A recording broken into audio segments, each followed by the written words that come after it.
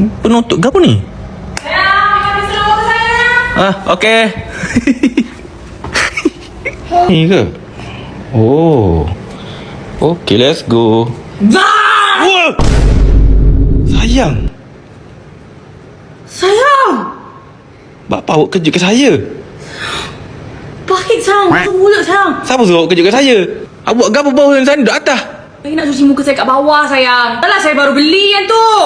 Lah, Kenapa awak balik kamu ke saya? saat dia awak duduk atas, tahu-tahu duduk bawah pula. Riaz. Jadi tak tahu. Baru je nak terkejutkan sikit. Siapa suruh? Saya nak bagi pas kat saya yang atas. Tahu-tahu dekat bawah lah. Saudara saya. Orang tu. Tengok ni. Oi, jadi yang. Kena gitu ya. Sorry doh. Apa dulu? Sorry sayang. Uish. Bersih dong muka sayang. Well. Biasalah.